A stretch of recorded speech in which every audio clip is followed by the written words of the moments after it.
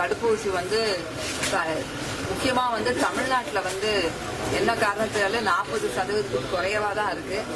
அதுல நம்ம அரசு 2 வகையான கோவிட் தடுப்பு மருந்தை பரிந்துரை செய்திருக்கு. ஒன்னு கோவிஷீல்டு, இன்னொன்னு கோவேக்சின். கோவிஷீல்டு என்பது அதனோட அது எப்படி தயாரிக்கணும்னு மேல்நாட்டுல யூகேல இருந்து ஆக்ஸ்போர்ட் மூலமா அந்த தயாரிப்பு பண்ணிருக்காங்க இங்க சென்னையில சீரம் இன்ஸ்டிடியூட் இருந்து. சோ அதனோட தொழில்நுட்பம் மதிநுட்பம்லாம் அங்கிருந்து இறக்குமதி செய்யப்பட்டுள்ளது.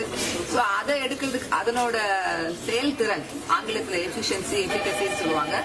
அது கூட 65% தான் இருக்கு. 65 இருந்து 70% தான் இருக்கு. அதுவும் அடுத்த டோஸ் ஃபர்ஸ்ட் ஒரு டோஸ் போடணும், அப்புறம் 28 நாள் கழிச்சு இன்னொரு டோஸ் போடணும். ஆனா கோவேக்சின் என்ன பெரிய பிரச்சனை இப்போது இருக்குன்னா அதனோட செயல்திறன் யாருக்குமே தெரியாது.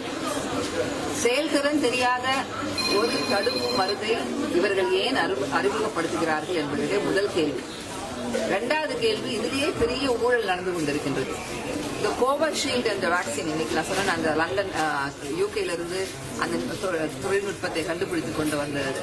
இன்னைக்கு ஐரோப்பா யூனியன்ல அதை $2 தான் விற்கிறாங்க. அதாவது $140 தான் ஒரு வயல்.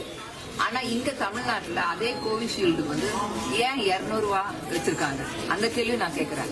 எல்லாத்துலயும் சாதாரண ரேஷன் கடையில இருந்து மக்களுக்கு கிடைக்க வேண்டிய இந்த அடிப்படை தடுப்பு மருந்துகள் எல்லாம் கூட ஊழல் தாண்டவமாடுகிறது என்பது மிகுந்த வருத்தத்தை தருகிறது.